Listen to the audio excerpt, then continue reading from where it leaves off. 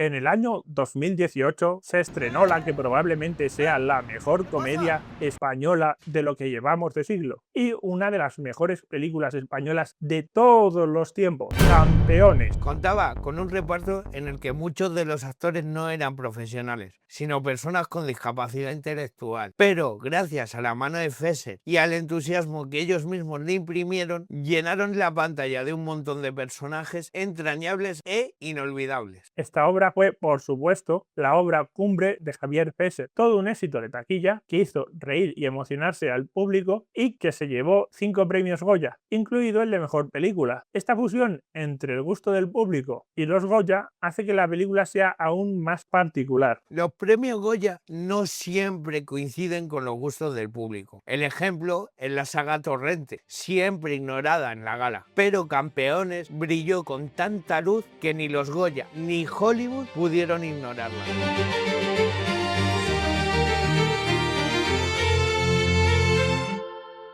Javier Fesser es un director con un estilo único para la comedia, pero en Campeones consiguió combinarlo con una historia emotiva y un arco de redención del protagonista que elevan la película a un nivel superior. En España ha habido algunas buenas películas cómicas en las últimas décadas. El propio Fesser nos sorprendió con su ópera prima, El milagro de Petinto. En 2014, 8 apellidos vascos había roto todos los récords de taquilla enamorando al público. Otras, no tan exitosas, pero igualmente graciosas, son Lo dejo cuando quiera o El cuarto pasajero. Incluso alguna adaptación del cómic como Anacleto, agente secreto, que funciona a la perfección como comedia, aunque como adaptación de cómic no es muy buena. Pero Campeones las superó a todas porque se apoya en 3 patas. La primera es que el humor funciona a la perfección, aprovechando un guión con buenos gags y la peculiar dirección y edición de Fesser que potencia esos gags. En segundo lugar, un reparto carismático que se ganó el corazón del público. A esto también ayudó el propio guión, porque los personajes que salen en pantalla no lo hacen dando pena y tampoco están suavizados o idealizados. Tienen sus manías, su carácter. En tercer lugar, la trama. Su premisa es la de otras películas de deporte. Un entrenador debe convertir a un equipo desastroso en un equipo campeón, en un viaje en el que necesitará crecer él mismo como persona, al tiempo que aprende a conocer y comprender a sus jugadores en el plano humano. Pero la trama incluye 2 elementos que la diferencian de otras historias semejantes. Por un lado, los jugadores que padecen discapacidad intelectual y por otro está el giro final, ese tiro en el último momento del último partido. Estas dos cosas elevan a la película, haciéndola pasar de ser una entretenidísima comedia a convertirse en una de las obras maestras de la historia del cine español. Sin embargo, no todo el mundo comprendió eso. ¿A qué te refieres? ¿Sabes quién es Bobby Farrelly? Uno de los hermanos Farrelly, los directores de películas como Algo pasa con Mary,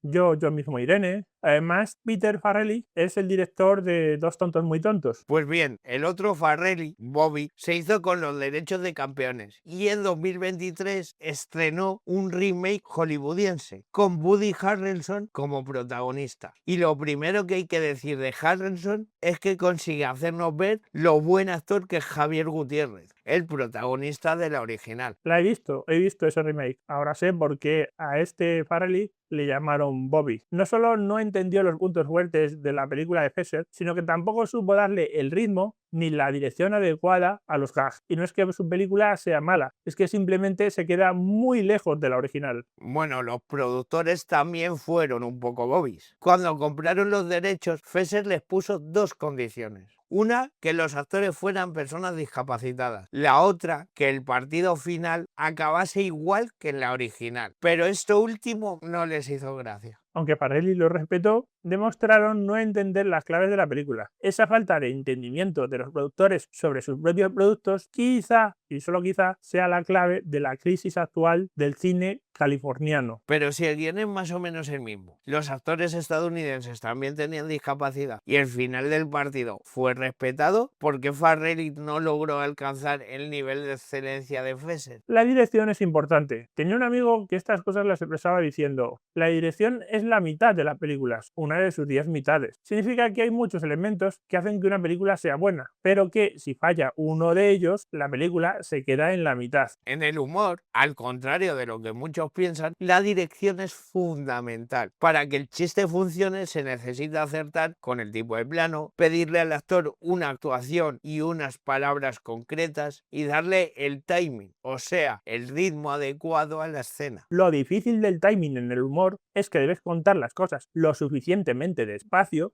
como para que el espectador comprenda lo que está sucediendo, pero lo suficientemente rápido como para que no pueda predecir lo que va a ocurrir. Porque gran parte de los chistes son como microrelatos de suspense, con un giro sorprendente al final. Pongamos un ejemplo. Doctor, me duele el culo al sentarme. Bájese los pantalones y los calzoncillos y apóyese sobre esa camilla para que pueda examinarlo. Está bien. ¿Así, doctor? Tranquilo, Manolo, tranquilo. Doctor, yo no me llamo Manolo, me llamo Juan. No, si Manolo soy yo. ¿No te esperabas ese girito? Si te pilló por sorpresa, seguramente te hizo gracia. Si lo viste venir, entonces no. Por eso es importante manejar adecuadamente el timing. Pero veamos con un ejemplo concreto por qué la película de Fesser funciona mucho mejor que la de Farrelly. Empecemos por la escena en la que se presenta a Collantes, que en el remake fue rebautizada como Cosentino. El entrenador y el resto del equipo esperan en la parada del autobús. Les han informado de que Collantes o Cosentino se unirá al equipo. Es un personaje al que todavía no hemos visto y que el entrenador no conoce. Ambos directores, Fesser y Farrelly, usan la cámara en mano, o al menos eso es lo que pretenden transmitir. Pero mientras Fesser utiliza planos cortos y mueve mucho la cámara, Farrelly los hace más abiertos y más estáticos. Aparcamos el hecho de que Farrelly tiene un problema por la adaptación del guión al inglés, ya que el original en español contiene muchas frases con doble sentido que en la traducción se pierde. Fesser tiene un mayor control, sobre todo a la hora de editar, sobre lo que aparece en pantalla o sale fuera, debido precisamente a los planos cerrados. Cuando llega Collantes, antes de que la cámara la enfoque, Fabián, uno de los jugadores, entra en plano y grita su nombre. ¡Collantes!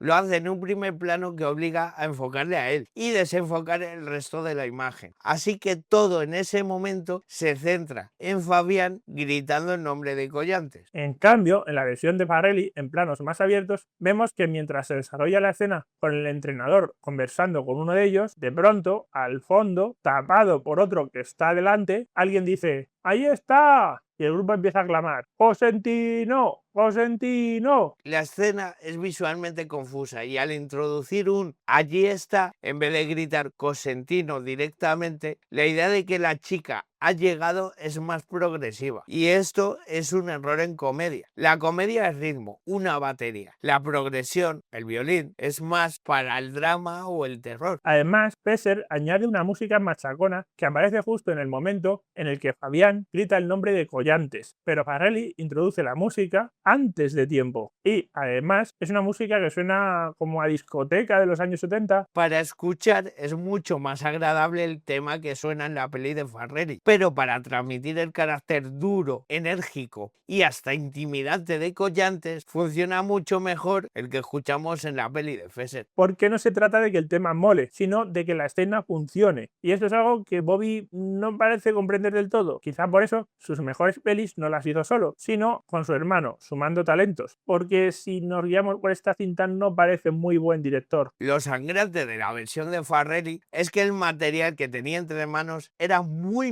bueno. No debía hacer grandes cambios. Cuanto más imitara la original, mejor sería la película. Pero no parecieron comprenderlo y cada cambio, tanto a nivel de guión como de dirección, empeora el material original. Siguiendo con la presentación de Collantes, Fesser nos la muestra en un primer momento con un plano cerrado que sube desde los pies hasta la cabeza. Cuando la cámara llega a su cara, vemos que está cabreada. Si se tratara de una película de acción, esta presentación nos llevaría a pensar que Collantes es uno de los personajes más peligrosos de todo el reparto. La presentación de Cosentino, en cambio, no parece tener mucho sentido. La primera vez que la vemos, Farrelly nos la muestra en un plano general, a lo lejos, casi ni se le ve la cara. ¿Está enfadada? ¿Está alegre? ¿Qué es lo que pretende contarnos Farrelly? Después de mirar el plano varias veces, creo que la intención tiene que ver con un chiste que puede venir más tarde. Con el plano abierto podemos ver la nieve alrededor de Cosentino y quizá Farrelly está intentando crear contraste entre la nieve, o sea, el frío de invierno, y el deseo de la chica de surfear en una piscina, o sea, algo propio del verano. Pues como chiste no le funciona. Si para que un chiste funcione tiene que ser rítmico, o dicho de otro modo, basarse en descubrimientos repentinos, el tener que estar pensando el gag hace que sea menos gracioso. Lo cual no significa que no pueda llegar a ser genial, sino que simplemente no hace reír. Otra diferencia que vemos, y que se reproduce de distintas formas en distintos momentos entre ambos films, es que la versión californiana suaviza la situación. Cosentino cruza la carretera cuando no pasa ningún coche. Collantes cruza la carretera sin mirar, obligando a los coches a dar frenazos para no atropellarla. Y no solo eso, cuando llega a la parada, agarra la maleta y le mete un arreón lleno de mala leche. Cosentino llega mucho más suave e intenta ser borde diciendo palabrotas. Llega hasta el entrenador sin meter ningún arreón a las maletas y dice "Who the hell are you?". O sea, ¿quién diablos eres? Collantes ni siquiera mira al entrenador. Llega cabreada y tras la sacudida a su equipaje le reprocha a sus compañeros el lugar donde han quedado. Manda huevos de quedar aquí, que vivo a tomar por saco. Entonces es el entrenador el que la saluda y es cuando ella responde: ¿tú quién coño eres? A pesar de las palabrotas, Cosentino no logra transmitir ese carácter fuerte que sí transmite Collantes. Y como hemos visto, las diferencias que hacen mejor la escena de la peli española las encontramos a todos los niveles. A nivel de guión, La música escogida y el momento en que empieza a sonar. los planos elegidos por cada director. Y finalmente, aunque no lo habíamos dicho, la actriz Gloria Ramos consigue una mayor intensidad que Marisol Telvin, aunque no podemos decir que una sea mejor actriz que la otra porque no se trata solo de talento, sino que también influyen encajar en el personaje y la dirección de actores. Las diferencias de esta escena son